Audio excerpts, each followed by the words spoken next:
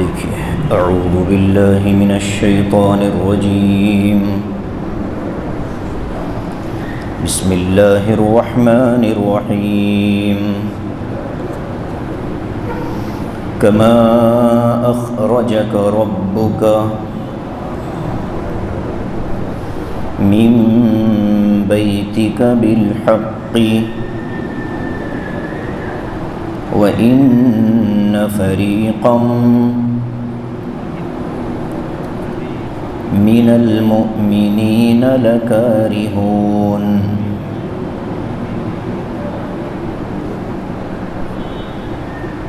يُجَادِلُونَكَ فِي الْحَقِّ بَعْدَمَا تَبَيَّنَ كأنما يساقون إلى الموت وهم ينظرون وإذ يعدكم الله إحدى الطائفتين أنها لكم وتودون أن غير ذات الشوكة تكون لكم ويريد الله أن يحق الحق بكلماته ويقطع دابر الكافرين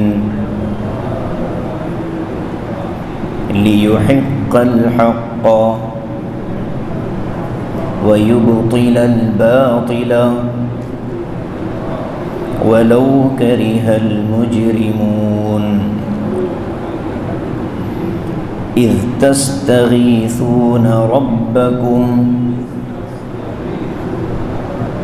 فاستجاب لكم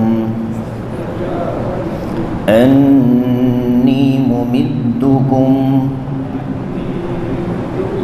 بألف من الملائكة مردفين وما جعله الله إلا بشرى ولتطمئن به قلوبكم وما النصر إلا من عند الله إن اللہ عزیز حکیم۔ صدق اللہ۔ ادھر ہٹا کے کیوں ڈالے ہیں؟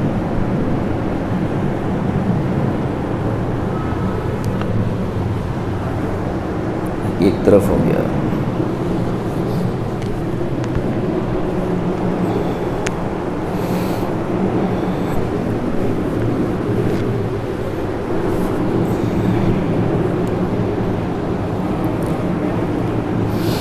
جی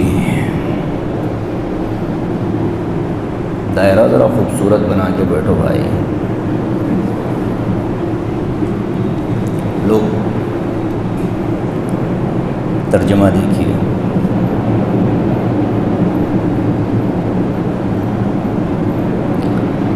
لا الہ الا اللہ۔ کما اخرجک ربک من بیتک، کھڑکیاں ساری بند کر دو۔ کما اخرجک ربک من بیتک بالحق، جیسے کہ آپ کے رب نے آپ کو اپنے گھر سے نکالا، بالحق، حق کے لیے، وَإِنَّ فَرِيقًا مِّنَ الْمُؤْمِنِينَ لَكَارِهُونَ، اور یقیناً ایمان والوں میں سے ایک گروہ اس نکلنے کو ناپسند کر رہا تھا۔ یجادلونک فی الحق بعدما تبین، اور وہ آپ سے گفتگو کر رہے تھے حق کے معاملے میں، بعد اس کے کہ ان کے سامنے بات واضح ہو گئی تھی، کأنما یساقون الی الموت وہم ینظرون، گویا کہ وہ موت کی طرف ڈھکیلے جا رہے ہیں اور وہ موت کو اپنی آنکھوں سے دیکھ رہے ہیں۔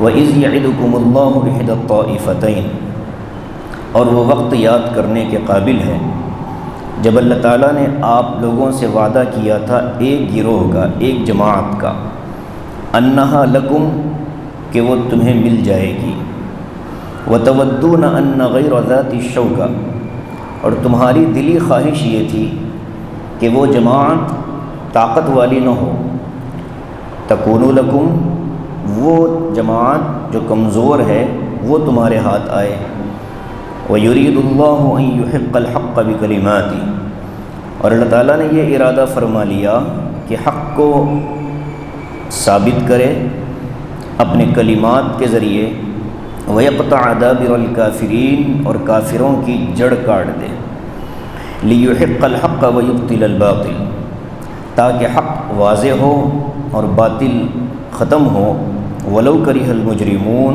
اگرچہ کہ مجرموں کو ناپسند ہی کیوں نہ ہو۔ اِذْ تَسْتَغِيثُونَ رَبَّكُمْ، وہ وقت یاد کرنے کے قابل ہے جب تم اپنے رب سے مدد مانگ رہے تھے، فَاسْتَجَابَ لَكُمْ، تو اس رب نے تمہاری دعا قبول کر لی، اَنِّي مُمِدُّكُمْ بِأَلْفٍ مِّنَ الْمَلَائِكَةِ مُرْدِفِينَ، اور دعا قبول کر کے یہ فرمایا کہ میں تمہاری مدد کروں گا 1000 فرشتوں کے ذریعے، مردفین، جو قطار لگا کر تمہارے پاس آئیں گے، وَمَا جَعَلَهُ اللَّهُ إِلَّا بُشْرًا، اور اس مدد کو اللہ تعالیٰ نے تمہارے لیے خوشی بنایا، خوشی کا ذریعہ بنایا، وَلِتَطْمَئِنَّ بِهِ قُلُوبُكُمْ، اور اس لیے اللہ نے مدد بھیجی کہ اس مدد کے ذریعے سے تمہارے دلوں کو اطمینان حاصل ہو جائے، وَمَا النَّصْرُ إِلَّا مِنْ عِنْدِ اللَّهِ، اور حقیقت میں مدد جو آتی ہے وہ اللہ ہی کی طرف سے آتی ہے، ان اللہ عزیز الحکیم، یقیناً اللہ تعالیٰ غالب ہیں، حکمت والے ہیں۔ سورہ انفال کا جو اصل مضمون ہے وہ یہاں سے شروع ہو رہا ہے۔ جیسا میں نے عرض کیا تھا کہ اس سورت کے نازل ہونے کا ایک بڑا سبب غزوہ بدر کا واقعہ ہے۔ یہ جو آیتیں میں نے پڑھی ہیں یہ جنگ سے پہلے کی صورتحال تھی، اور اس کے بعد جب رکوع سے جو آیتیں ہیں وہ جنگ شروع ہونے کے بعد کے حالات ہیں۔ تو غزوہ بدر سے متعلق کچھ چیزیں جو اللہ تعالیٰ نے اس میں بیان فرمائی ہیں وہ ہمارے سامنے ہو، انشاءاللہ اس کو یہاں مختصراً ذکر کیا جائے گا۔ غزوہ بدر سن 2 ہجری میں پیش آیا۔ نبی اکرم صلی اللہ علیہ وسلم کے مدینہ ہجرت کرنے کے دوسرے سال جب رمضان المبارک کا موقع تھا اور صحابہ روزے میں تھے، تو حضور اقدس صلی اللہ علیہ وسلم کو اطلاع ملی کہ مکے والوں کا ایک بڑا قافلہ ملک شام سے تجارت کا مال لے کر اور تجارت کے ساز و سامان فروخت کر کے ایک بڑی رقم لے کر کے مکہ جا رہا ہے، اور اس قافلے کی اہمیت کا اندازہ اس بات سے لگایا جا سکتا ہے کہ مکہ مکرمہ کے ہر گھر کا اس میں سرمایہ لگا ہوا تھا، یعنی ہر گھر والا چاہے اس کے پاس کچھ بھی نہ ہو تو اس نے بھی اپنا شیئر اس کاروبار میں لگایا تھا، اور اس قافلے کا سردار ابو سفیان تھا جو اس وقت تک ایمان میں نہیں آئے تھے، اور 70 لوگ نوجوان اس قافلے کی حفاظت کے لیے ساتھ تھے، جنگی ہتھیاروں کے ساتھ، ساز و سامان کے ساتھ۔ اس طرح سے یہ قافلہ آ رہا تھا ملک شام کے علاقے سے مکہ مکرمہ، تو اس کو گزرنا پڑتا تھا مدینے کے قریب سے۔ قریب کا مطلب بھی اچھا خاصا، چونکہ عام طور پر یہ حضرات جو سفر کرتے تھے یہ سمندر کے کنارے کنارے سفر کیا کرتے تھے، اس وجہ سے کہ ایک تو سمندری راستہ عام لوگوں کے آنے جانے کا بھی راستہ ہوتا ہے، اور عام راستے سے چلنے کا ایک فائدہ یہ ہوتا ہے کہ قافلوں کے لٹنے کا اندیشہ کم ہوتا ہے۔ اسی لیے حضور اقدس صلی اللہ علیہ وسلم نے فرمایا کہ عام راستہ چھوڑ کر غیر معروف راستوں سے سفر نہ کرو۔ آپ نے مشورتاً ایک حکم دیا امت کو کہ جو کسی علاقے میں پہنچنے کا جو معروف اور مشہور راستہ ہوتا ہے اس کو چھوڑ کر کے غیر مشہور راستوں پر سفر نہ کرو۔ اس میں دو مسئلے ہیں، ایک تو راستے کے بھٹک جانے کا اندیشہ اور خطرے کا اندیشہ ہے۔ اور آپ آزما کر دیکھیں کہ کبھی اگر جلدی پہنچنے کے چکر میں کسی غیر معروف راستے کو آپ نے چن لیا تو اتنی تاخیر ہو جاتی ہے کہ بسا اوقات پروگرام میں ختم ہو جاتا ہے۔ تو حضور نے صحابہ کو بلا کر مشورہ کیا۔ غزوہ بدر اسلامی تاریخ کا ٹرننگ پوائنٹ ہے، اور اس میں نبی علیہ السلام کی فراست اور جنگی حکمت عملی سمجھ میں آتی ہے، اور ہم کو اس میں ایک بہت بڑا پیغام ملتا ہے۔ واقعہ آپ نے بار بار سنا ہوگا، لیکن ہم ایک ایسی قوم ہیں کہ واقعات سنتے ہیں مزے کے لیے۔ جس عالم کے بیان میں قصے کہانیاں نہ ہوں، صرف فکری گفتگو ہو، لوگ اس کو پسند نہیں کرتے۔ اب صحابہ کے واقعات، اولیاء کے واقعات، بزرگوں کے واقعات، انبیاء کے واقعات سنا کر کے 1-1.5 گھنٹہ 2 گھنٹے وقت گزاری کر لے تو بڑا اچھا بیان تھا۔ یہ مطلب قرآن کا نہیں ہے نہ حدیث کا، نہ شریعت کا یہ مزاج ہے۔ سبق قرآن مقدس میں انبیاء کے جتنے واقعات بیان کیے گئے ہیں، اس کا مقصد کیا ہے؟ صرف قصہ کہانی سنا دینا یا اس کے پیچھے چھپا ہوا پیغام؟ اللہ تعالیٰ نے پچھلے انبیاء کی امتوں کو جن برائیوں کی وجہ سے تباہ و برباد کیا، اس قوم میں بعد میں آنے والی امت میں وہ برائیاں نہ آئیں، پہلا مقصد۔ اور ان حالات میں انبیاء نے جس صبر کا مظاہرہ کیا، امت مسلمہ کو اسی طرح صبر کا مظاہرہ کرنا چاہیے۔ دو چیزیں ہوتی ہیں واقعات کے بیان کرنے میں۔ حضور صلی اللہ علیہ وآلہ وسلم کو بھی قرآن نے تسلی ہی دی کہ دیکھو یہ صرف آپ کے ساتھ نہیں ہوا، بلکہ آپ سے پہلے انبیاء کے ساتھ بھی یہ جھٹلانے والا معاملہ پیش آیا، لوگوں نے ان کی دعوت کا بھی انکار کیا۔ تو آقا علیہ السلام نے مدینہ منورہ ہجرت کرنے کے بعد جو سب سے پہلا کام کیا تھا وہ یہود مدینہ اور مسلمانوں کے درمیان میں ایک معاہدہ ہوا تھا، ایک اگریمنٹ کر لیا تھا کہ ہم ایک ساتھ مل کر کے رہیں گے۔ اس کا نام ہے میثاق مدینہ، اور دنیا کی تاریخ میں یہ پہلا معاہدہ ہے جو کسی قوم اور کسی بستی اور کسی علاقے کے اندر کیا گیا تھا۔ اس سے پہلے ایسی کوئی تاریخ نہیں ملتی، نظیر نہیں ملتی۔ دوسرا سال ہے ہجرت کا، رمضان کے روزے فرض ہوئے اسی سال۔ اللہ کے رسول کو اطلاع ملی کہ ابو سفیان اپنا ایک بڑا قافلہ لے کر کے آ رہا ہے۔ اس قافلے میں 50,000 دینار کا سامان تھا۔ 50,000 دینار کا مطلب ہوتا ہے ایک دینار 4.5 گرام کا ہے، 22 کیرٹ سونے کا۔ 4.5 گرام 22 کیرٹ کتنا ہوتا ہے؟ آج اگر 98,000 روپے کا سونا مان لیا جائے تو 10 گرام کے لیے 98,000، تو 4.5 کے لیے کتنے؟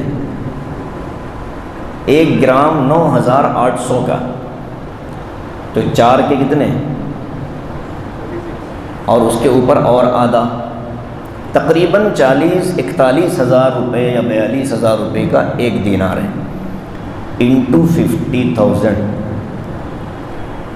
2,20,50,00,000 تقریباً قیمت تھی، یعنی کہ 222 کروڑ تک کا مالیت کا سامان تھا اس ایک قافلے میں۔ اور وہ قافلہ مکے والوں کی اسٹرنتھ تھا، ان کے پورے گھر والوں کا سرمایہ لگا ہوا تھا۔ سرکار دو عالم صلی اللہ علیہ وسلم نے صحابہ سے مشورہ کر کے یہ فرمایا کہ دیکھو قافلہ ابو سفیان کا جا رہا ہے، 13 سال تک مکے میں جو ان لوگوں نے ہم کو ستایا، اس کی سب سے بڑی وجہ ان کا مالدار ہونا تھا۔ ان کے مال کو اگر ہم کمزور کر دیں اور ان کی تجارت کی کمر توڑ دیں تو یہ بھی ہمارے حساب میں آ جائیں گے، اور ان کو بھی سمجھ میں آئے گا کہ اسلام حق ہے اور اللہ مسلمانوں کے ساتھ ہے۔ یہاں علماء نے ایک نقطہ لکھا کہ جنگ کے اندر دشمن کی معیشت کو کمزور کرنا ایک بہت مضبوط جنگی پالیسی ہوتی ہے، اور آج ہندوستان کے غیر مسلم اقوام اس پالیسی پر پوری طاقت اور منصوبہ بندی کے ساتھ عمل کر رہے ہیں کہ مسلمانوں کی معیشت کو کمزور کر دیا جائے۔ اور دوسری طرف نبی علیہ السلام نے حکمت عملی کے طور پر جس فکر کو امت کے سامنے رکھا تھا، مسلمان ہی اس فکر سے غافل ہیں۔ آج بھی دشمن کی معیشت کو کمزور کرنے کی کوئی منصوبہ بندی ہمارے پاس نہیں پائی جاتی، نہ انفرادی فکر ہے نہ اجتماعی شعور ہے۔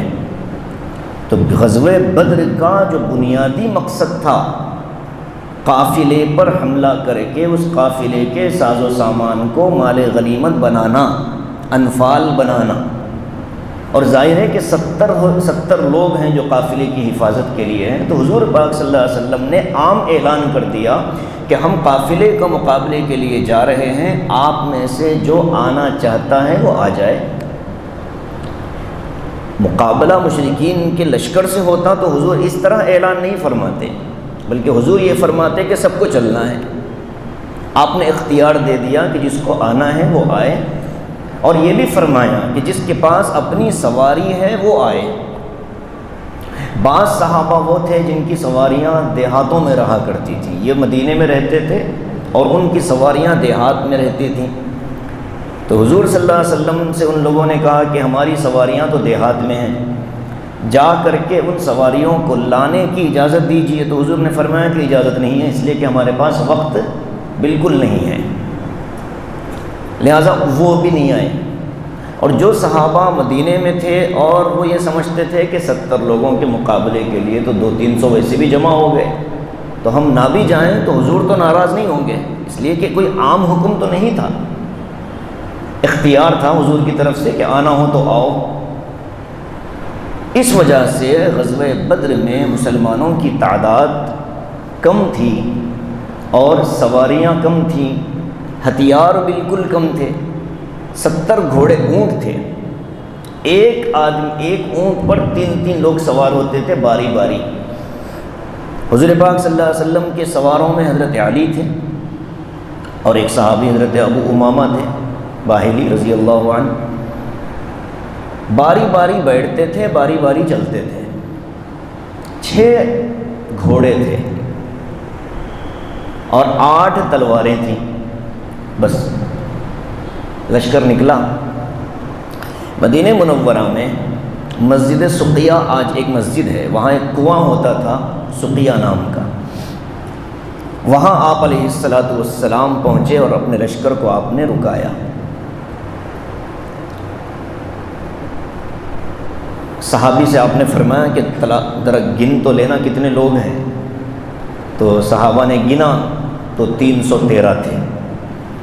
حضور صلی اللہ علیہ وآلہ وسلم نے فرمایا کہ الحمدللہ یہ تعداد اتنی ہی ہے جتنی طالوت کے لشکر کی تعداد تھی۔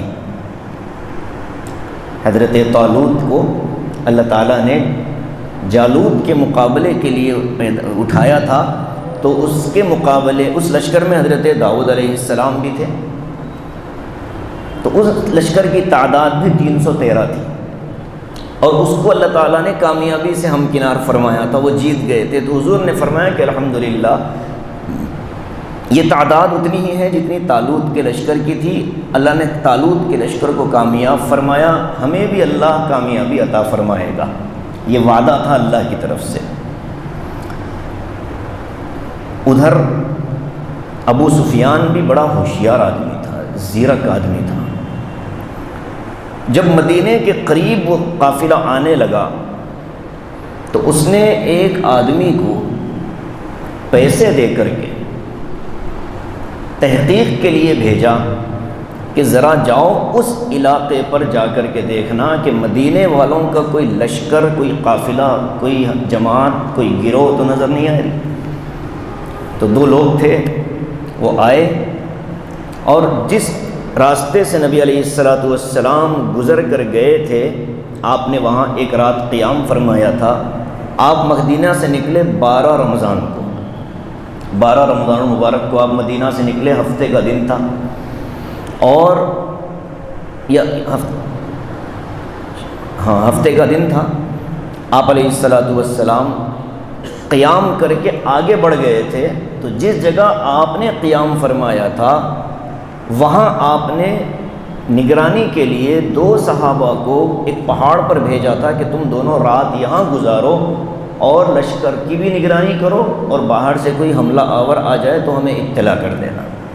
تو وہ 2 صحابہ ایک ہی اونٹ پر سوار ہو کر کے گئے تھے پہاڑ پر، اور ابو سفیان کے جو 2 جاسوس آ رہے تھے وہ بھی اسی پہاڑ پر آ کر رکے تھے۔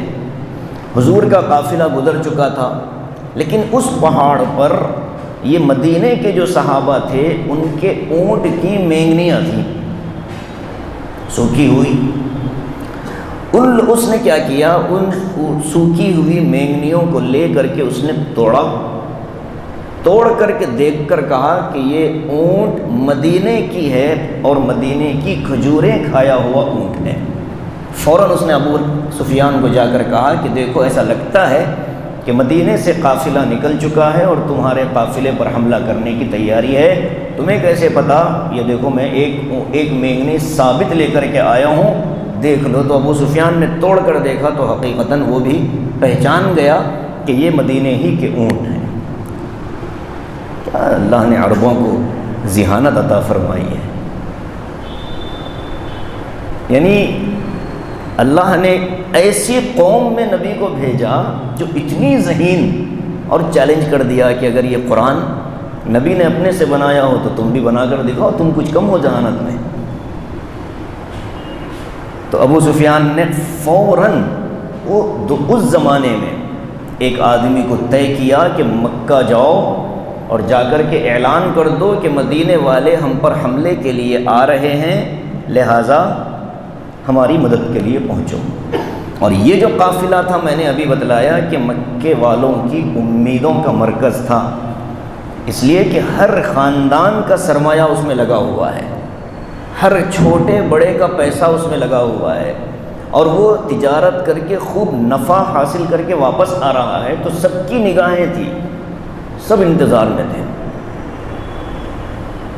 وہ جو تھا جس کو ابو سفیان نے مکہ بھیجا، اس زمانے میں کسی بری خبر کا اعلان کرنا ہوتا تو الگ الگ طریقے لوگ اختیار کرتے تھے۔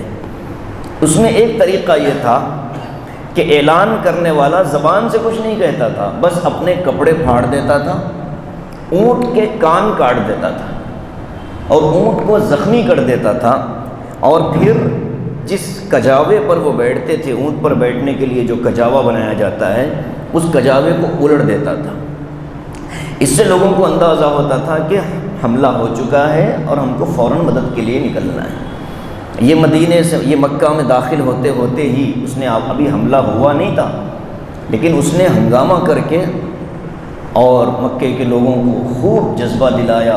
ابو جہل، عتبہ، شیبہ، امیہ بن خلف، ولید بن مغیرہ، یہ سارے بڑے بڑے سردار جن کا بہت بڑا سرمایہ لگا ہوا تھا، ان کو قافلے کو بچانا مقصد تھا کہ کسی طرح ہمارا مال بچ جائے۔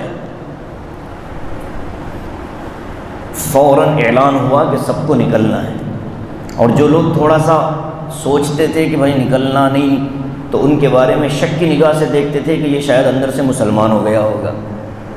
اور بعض ایسے احباب تھے کہ جو مسلمان ہو تو چکے تھے لیکن ابھی مکے میں مقیم تھے، وہ ہجرت نہیں کر پائے تھے، تو ان لوگوں کو بھی زبردستی نکالا گیا کہ تم کو بھی چلنا ہے۔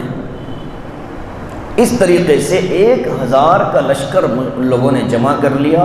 بہترین طاقتور جنگجو اکرمہ ابن ابو جہل جیسے لوگ، یہ سب کے سب نکل پڑے، اور 3 دن کے اندر اندر یہ تیز رفتاری سے سفر کرتے کرتے مقام بدر پر پہنچ گئے۔ اور ابو سفیان جس راستے سے آ رہے تھے، جب ان کو معلوم ہوا کہ مدینے والے آئے تو وہ یمبو کی طرف ہوتے ہوتے سمندر کے کنارے سے ہوتے ہوئے وہ جدہ کے راستے پر چل پڑے۔ آپ کبھی نقشہ دیکھیے، مدینہ، مکہ، یمبو اور جدہ، آپ کو اندازہ ہو جائے گا کہ وہ کیسے راستہ انہوں نے بدل کر کے سفر پورا کیا۔ تو ابو سفیان کا قافلہ نکل گیا اور مسلمانوں سے مقابلے کے لیے ابو جہل کا لشکر آ گیا۔ ابو سفیان کا جو قافلہ تھا اس میں صرف 70 لڑاکو تھے اور بقیہ مال تھا۔ ابو جہل کے لشکر میں 1000 لڑاکو تھے۔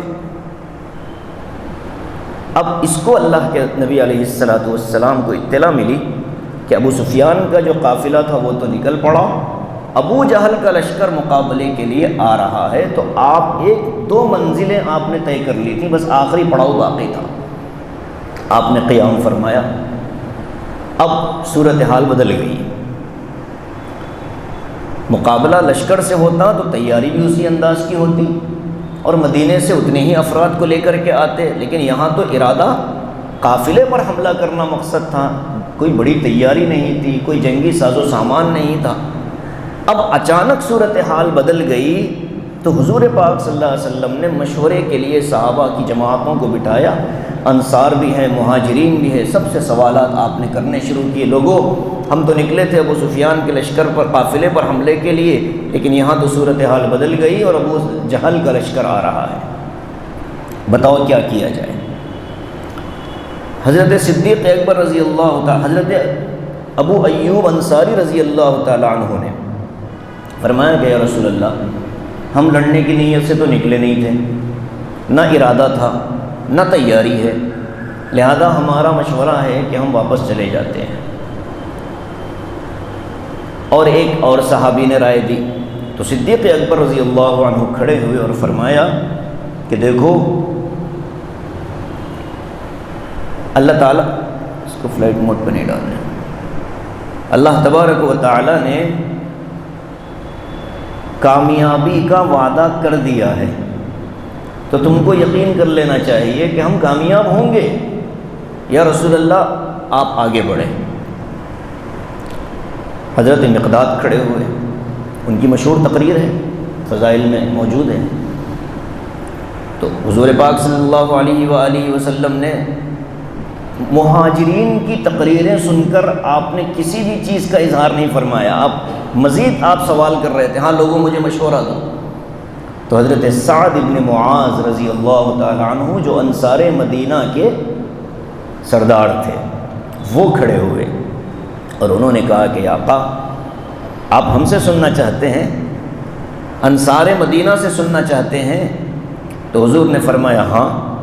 تو پھر حضرت سعد ابن معاذ نے کھڑے ہو کر فرمایا کہ یا رسول اللہ، بیعت عقبہ میں ہم نے آپ کو ایک زبان دی تھی کہ ہم آپ کی حفاظت کریں گے، اور آج ہم مدینے سے اتنی دور ہیں، تو آپ یہ خیال نہ کیجئے گا کہ مدینے والے صرف مدینے میں آپ کی حفاظت کریں گے، مدینے کے باہر حفاظت نہیں کریں گے۔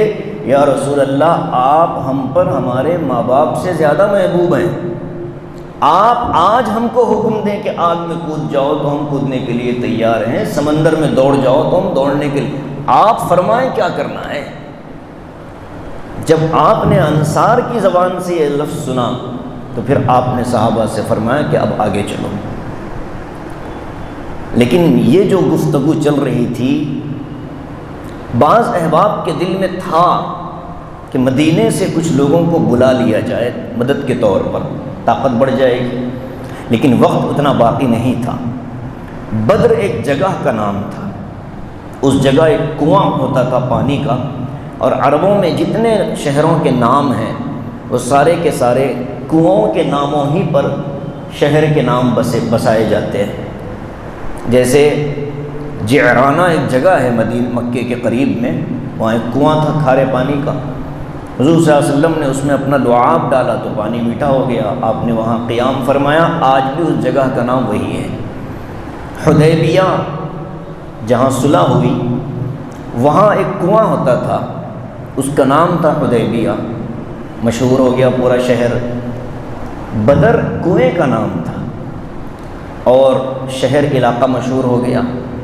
تو اس طرح سے وہ جو پہنچے، مکہ کا لشکر جو آیا، وہ آ کر کے ان لوگوں نے کنویں کے قریب والی جگہ پر قبضہ کر لیا، چونکہ لشکر میں سہولت ہوتی ہے، اور جس جگہ یہ تھے اس جگہ کی مٹی بڑی سخت تھی، اور مسلمانوں کو جہاں قیام کرنا پڑا وہاں کی مٹی بڑی نرم تھی، ان کے پیر زمین میں دھس جاتے تھے۔ یعنی ان لوگوں نے جنگی اعتبار سے جتنی سہولیات ہو سکتی تھیں وہ ساری مکے والوں نے اپنے قبضے میں لے رکھی تھی۔ سرکار مدینہ پہنچے بدر کے مقام پر تو آپ علیہ السلام نے دیکھا کہ صحابہ 313 اور وہ بہت نظر آ رہے ہیں۔ تو ایک رات کو مکے کے مشرکین نے ایک جاسوس بھیجا مدینے کے لشکر میں کہ پتہ کرو وہاں کیا ہو رہا ہے۔ دشمن کے خیمے کی اطلاع ملنا بھی جنگ کی کامیابی کے لیے بعض دفعہ ضروری ہو جاتا ہے۔ تو حضرت عمر رضی اللہ تعالیٰ عنہ کے ہاتھوں چڑھ گیا۔ اب ظاہر ہے کہ حضرت عمر نے جس کو پکڑ لیا وہ کہاں بچ پائے گا، تو اس کو حضرت عمر نے پکڑا اور کہا کہ کیوں آیا ہے؟ تب وہ خاموش، عمر کے سامنے کہاں زبان کھلے گی، تو اللہ کے رسول کی خدمت میں اس کو پیش کر دیا گیا۔ حضرت عمر نے تلوار نکال لی کہ اب تو حکم ہوگا، اس کی گردن اڑا دیں گے۔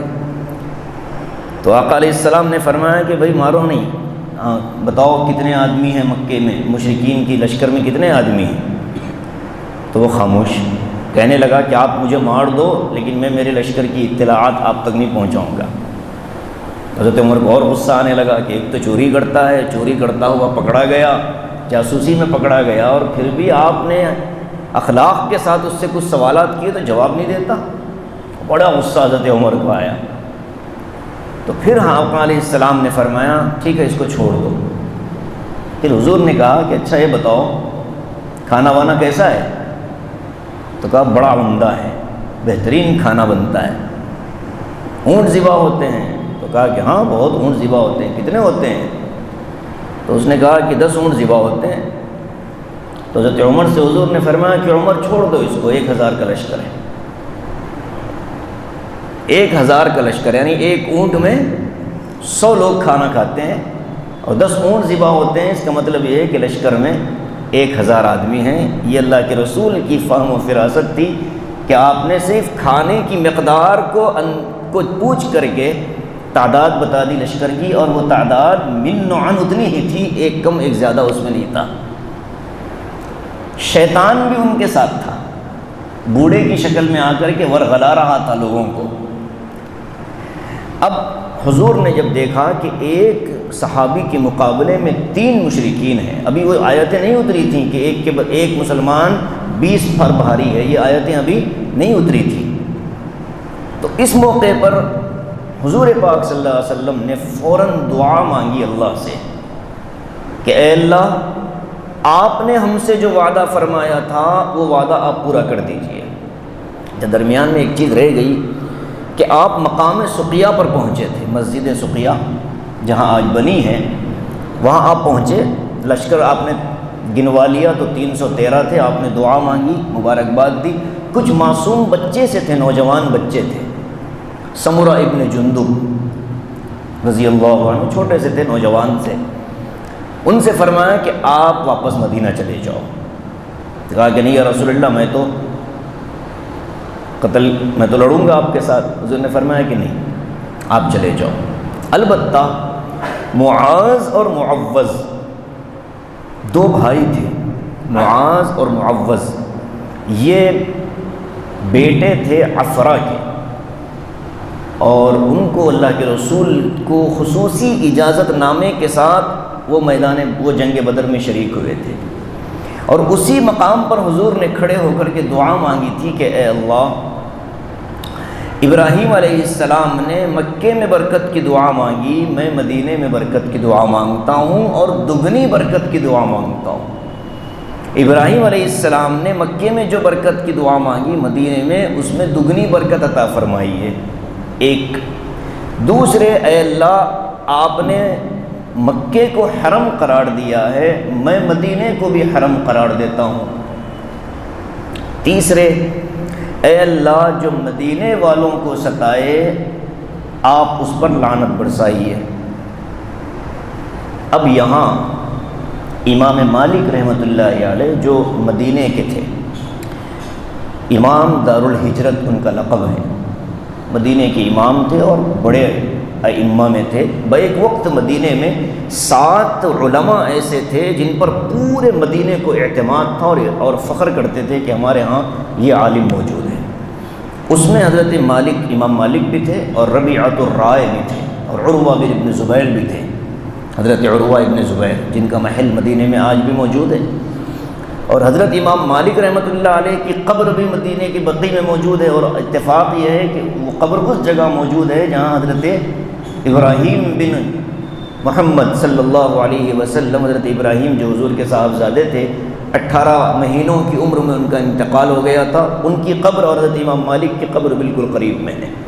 اور اسی کے تھوڑا سا نیچے حضرت شیخ زکریا صاحب رحمۃ اللہ علیہ، حضرت مولانا خلیل احمد صاحب سہارنپوری اور حضرت مولانا سعید احمد خان صاحب مکی رحمۃ اللہ علیہ حضرات کی قبریں ہیں۔ تو حضور نے جب یہ فرمایا کہ دگنی برکت مدینے کے لیے مانگتا ہوں، تو امام مالک رحمۃ اللہ علیہ کا فتویٰ ہے مکے میں حرم شریف میں ایک نماز پڑھنا 1,00,000 نمازوں کا ثواب رکھتا ہے۔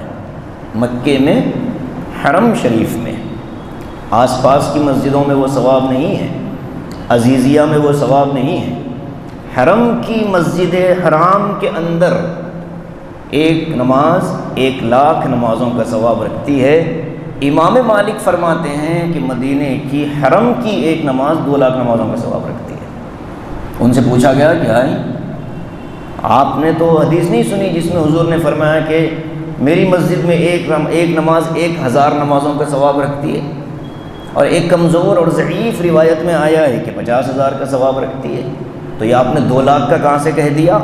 تو امام مالک نے فرمایا کہ آپ کو وہ دعا یاد نہیں تھی کہ بدر کے راستے پر حضور صلی اللہ علیہ وسلم جاتے ہوئے مقام سقیہ پر رک کر آپ نے کیا دعا مانگی؟ اے اللہ مکے کی دگنی برکت مدینے میں عطا فرما، تو مکے کا دگنا ثواب بھی مدینے میں ملے گا، میرا تو یہی فتویٰ ہے، امام مالک رحمۃ اللہ علیہ فرماتے ہیں۔ بہرحال غزوہ بدر وہاں پہنچے بدر کے مقام پر، اور دعا مانگنی شروع کی حضور نے، اور دعا میں یہ کہا کہ اللہ آپ نے جو وعدہ فرمایا ہے کامیابی کا عطا فرما دیجئے، اور دوسری دعا مانگی جو مشہور دعا ہے، اللہم ان تہلک ہذہ العصابہ، اے اللہ اگر آج یہ مٹھی بھر جماعت ہلاک ہو گئی، لن تعبد الی یوم القیامہ، قیامت تک کے کوئی آپ کا نام لینے والا، عبادت کرنے والا نہیں ہوگا۔ صحابہ کی جماعت کو حضور نے فرمایا۔ جیسے یہ دعا حضور کہہ رہے تھے، صحابہ کی پیچھے سے آواز آ رہی تھی، آمین آمین۔ آپ نے اپنے سے دعا، کوئی آپ نے سب کو جمع کر کے یہ نہیں کہا کہ چلو بھائی دعا ہو رہی آ جاؤ، یہ تصور ہے ہی نہیں اسلام میں کہ بھائی دعا ہو رہی دعا ہو رہی دعا ہو رہی بھاگو بھاگو۔ اسلام میں اس طرح کا ایسی بلا کر کے اجتماعی دعا کا کوئی تصور اسلام میں نہیں ہے، صاف سمجھ لیجئے۔ حضور اپنی دعا مانگ رہے تھے، رونے میں آپ کی آواز بلند ہو گئی تو صحابہ نے پیچھے سے آمین آمین کہنا شروع کر دیا تھا۔ اور کیا دعا مانگی؟ اللہم ان تہلک، اگر آج آپ اس جماعت کو ہلاک کر دیں، ظاہر ہے کہ اسباب ظاہری کے اعتبار سے تو مقابلہ بڑا سخت ہے، وہاں طاقتور جوان، ہتھیار، گھوڑے، ساری چیزیں، یہاں کچھ بھی نہیں۔ 313 میں 8 تلواریں یا 6 تلواریں، کیسے مقابلہ ہوگا؟ تو جب یہ دعا حضور مانگ رہے تھے تو اللہ تعالیٰ نے فرمایا ٹھیک ہے، مشرکین 1000 ہیں تو میں تمہاری مدد کر دیتا ہوں 1000 فرشتوں کو بھیج کر۔ فوراً وعدہ ہو گیا اللہ کا کہ میں مدد کر دوں گا تمہاری 1000 فرشتوں کو بھیج کر۔ اب آپ مجھ سے پوچھئے کہ بدر میں تو 3000 فرشتوں اور 5000 کا بھی تذکرہ ملتا ہے سورہ آل عمران میں، اذ تقول للمؤمنین الن یکفیکم ان یمدکم بثلاثۃ آلاف من الملائکۃ منزلین۔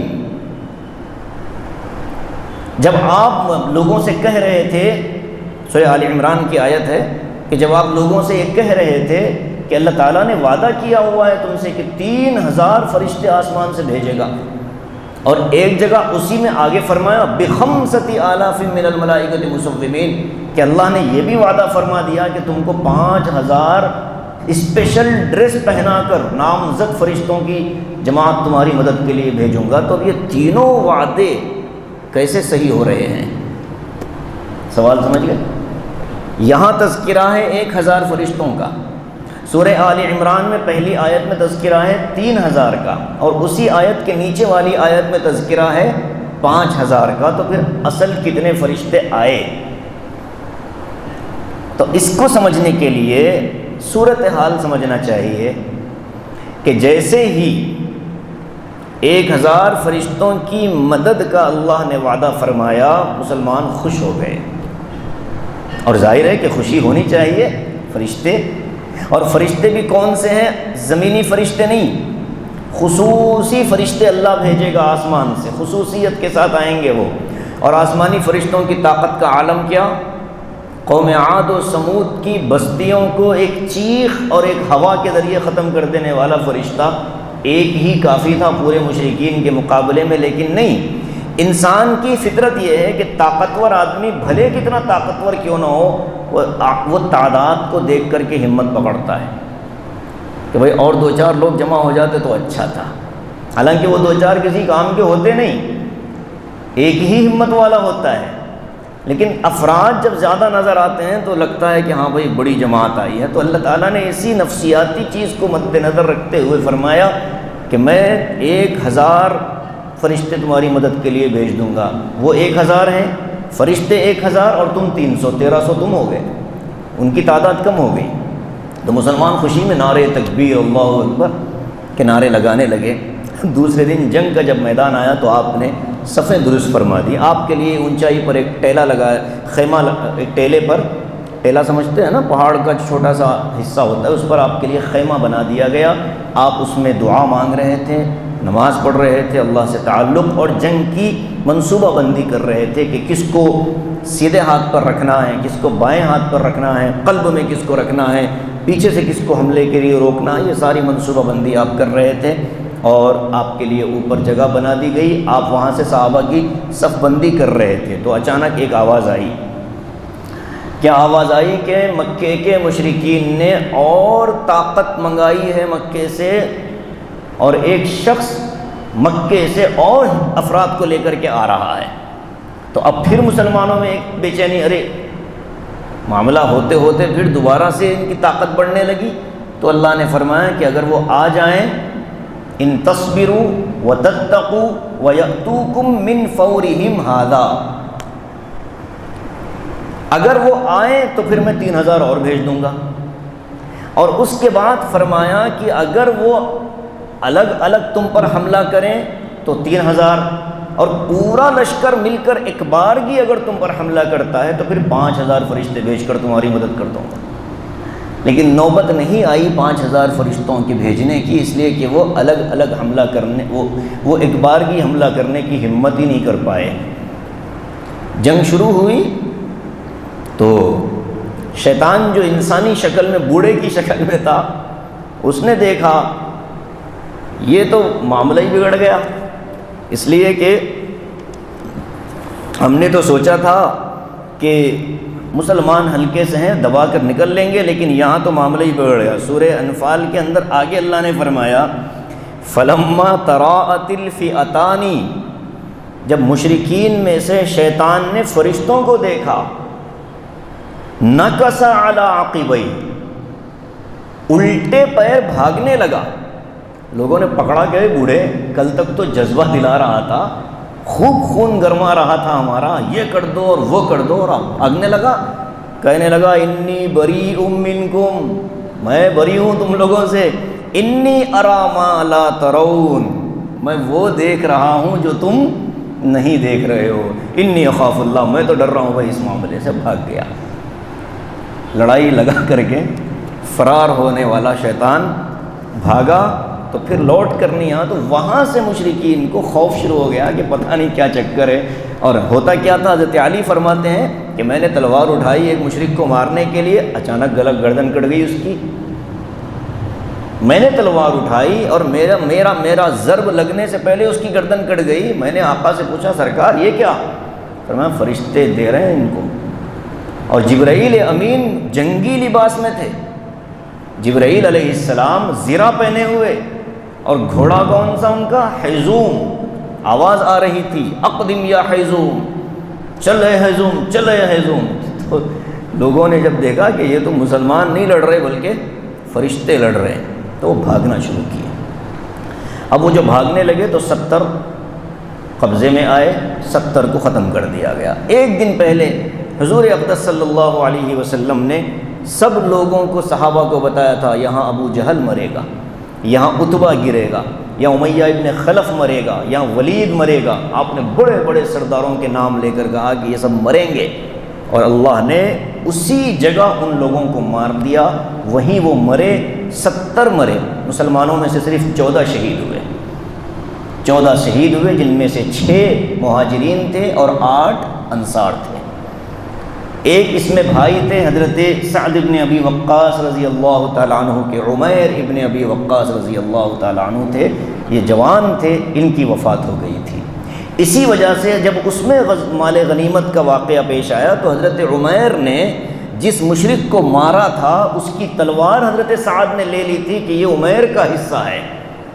اسی وجہ سے آیتیں نازل ہوئی تھیں قل الانفال للہ والرسول، کہ وہ یہ دے دو حضور کو، حضور تقسیم کریں گے۔ تو پھر اللہ تعالیٰ نے حضور کو جب اختیار دیا تو حضور نے اپنے ماموں حضرت سعد کو بلا کر کہا کہ لو آپ لے جاؤ، یہ اللہ نے اجازت دے دی ہے، مجھے اختیار دیا ہے، میں آپ کو تقسیم کر رہا ہوں۔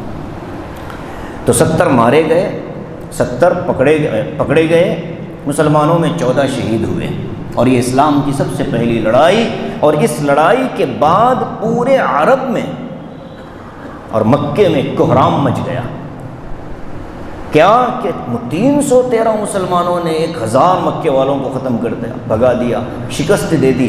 تو یہ ڈر پھیلنا شروع ہوا پورے خطے کے اندر، پورے جزیرۃ العرب کے اندر۔ اور جن کے ماں باپ مر گئے تھے، جن کے باپ مر گئے، بھائی مر گئے، اب مکے میں وہ تھے تو وہ انتقام کی آگ میں جلنے لگے کہ نہیں اب تو ہم کو بدلہ لینا ہے، جانا ہے، لڑنا ہے۔ تو اسی انتقام کے نتیجے میں جو لڑائی ہوئی وہ لڑائی تھی غزوہ احد۔ اس طرح سے یہ ترتیب ہے غزوہ بدر میں اللہ تعالیٰ نے مسلمانوں کے ساتھ کیا کیا، اس کو یہاں بیان کیا گیا ہے۔ خلاصہ میں نے سنایا، اب اس خلاصے کو آیتوں سے جوڑ کر دیکھتے ہیں۔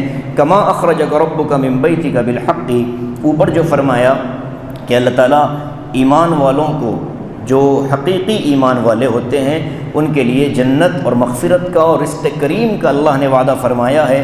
وہ وعدہ ایسے پورا ہوگا، کیونکہ جنت کا وعدہ تو آخرت میں ہوگا، آخرت میں کیے جانے والے وعدے کے پورا ہونے کو سمجھانے کے لیے اللہ نے دنیا میں بھی بندوں سے ایک وعدہ کیا۔ وہ وعدہ فرشتوں کی مدد کی شکل میں سامنے آیا۔ کما اخرجک ربک من بیتک بالحق، جیسے کہ اللہ نے آپ کو اپنے گھر سے نکالا۔ گھر سے مراد یہاں مدینہ ہو سکتا ہے یا آپ کا اپنا مکان بھی ہو سکتا ہے۔ جیسے کہ اللہ نے آپ کو اپنے گھر سے نکالا حق کے لیے، یہ حق کی لڑائی تھی، حق و باطل کی لڑائی تھی۔ وَإِنَّ فَرِيقًا مِّنَ الْمُؤْمِنِينَ لَكَارِهُونَ، اگرچہ کہ مسلمانوں کا ایک گروہ واپس لوٹ جانے کو پسند کرتا تھا۔ وہی جو صحابہ تھے جنہوں نے کہا کہ ہم تو تعداد میں کم ہیں، کیوں جائیں۔ یجادلونک فی الحق، اور ان میں سے بعض تو آپ سے یہ کہنے لگے یا رسول اللہ کیوں، چھوڑ دیجئے بعد میں دیکھیں گے جب ہم یا مدینے سے طاقت لا لیں گے۔ 1 سے 2 دفعہ حضور سے کہا تو اللہ نے اس کو فرمایا کہ وہ آپ سے جھگڑنے کی کوشش کر رہے تھے حق کے معاملے میں، حالانکہ ان کے سامنے بات واضح ہو گئی کہ اللہ کامیابی دے گا، پھر بھی وہ ایسا لڑ رہے تھے جیسا کہ ان کو موت کی طرف ہانک کر لے جایا جا رہا ہو اور وہ موت کو اپنی آنکھوں سے دیکھ رہے ہوں۔ وَإِذْ يَعِدُكُمُ اللَّهُ إِحْدَى الطَّائِفَتَيْنِ، یہاں سے اب جنگ کا منظر، وہ وقت یاد کرنے کے قابل ہے جب اللہ نے تم سے وعدہ کر لیا احدى الطائفتین، 2 لشکروں میں سے ایک لشکر سے مقابلہ ہوگا، انہا لکم، کہ وہ لشکر تم سے ٹکرائے گا، وتودون ان غیر ذات الشوکہ، اور تم کیا چاہ رہے تھے، بغیر ہتھیاروں والا لشکر تمہارے مقابلے میں آئے اور اس کا مال تکون لکم، وہ تمہارے لیے بن جائے، لیکن اللہ تعالیٰ نے کیا چاہا، وَيُرِيدُ اللَّهُ، اللہ نے کہا ان یحق الحق بکلماتہ، کہ اللہ کا ارادہ یہ تھا کہ حق کو واضح کر دیا جائے، ٹکراؤ ہو، تم ٹکراؤ سے بچنا چاہ رہے تھے لیکن اللہ ٹکراؤ چاہ رہا تھا، وجہ حق غالب ہو جائے گا، باطل مغلوب ہو جائے گا، اور اس لڑائی کا سب سے بڑا فائدہ یہ ہوگا کہ کافروں کی جو ہمت اور طاقت تھی اس کی جڑ کٹ جائے گی۔ اور ظاہر ہے ابو جہل جیسا آدمی جب مر جائے، اللہ کے رسول نے اس کے بارے میں فرمایا کہ امت کا فرعون ابو جہل ہے، فرعون هذه الامہ، اس امت کا فرعون ابو جہل ہے، حضور نے فرمایا۔ تو ابو جہل جیسا آدمی مر گیا، اور امیہ ابن خلف جیسا آدمی مر گیا، کتنا بڑا شیطان تھا امیہ۔ یہ سارے جب بڑے گرو گھنٹال مارے گئے تو ایک معنی میں ان کی طاقت کمزور ہو گئی، ان کی جڑ کٹ گئی۔ لیحق الحق ویبطل الباطل، اللہ تعالیٰ نے اس جنگ کو کیوں کروایا، فرمایا کہ حق کو ظاہر کریں اور باطل کو مغلوب کریں، ولو کرہ المجرمون، اگرچہ کہ مجرموں کو اچھا نہیں لگتا ہوگا۔ اب آگے فرماتے ہیں استستغیثون ربکم، وہ وقت یاد کرو جب تم اپنے رب سے دعا مانگ رہے تھے۔ دعا کون مانگ رہے تھے؟ سرکار دو عالم صلی اللہ علیہ وسلم، اور اس دعا میں شامل ہو گئے تھے صحابہ آمین کے ذریعے سے، تو اس لیے صحابہ ہی کو مخاطب کر کے فرمایا کہ جب تم دعا مانگ رہے تھے اللہ نے تمہاری دعا قبول کر دی، فاستجاب لکم، کہ تمہارے لیے اللہ نے دعا قبول کی، انی ممدکم بالف، الف کہتے ہیں 1000 کو عربی میں، کہ میں تمہاری مدد کرنے والا ہوں بالف من الملائکہ، 1000 فرشتوں کے ذریعے سے، مردفین، وہ کیسے اتریں گے؟ قطار لگا کر آئیں گے، وہ قطار لگا کر جب 1000 لوگ آئیں گے تو کتنا لمبا، کتنی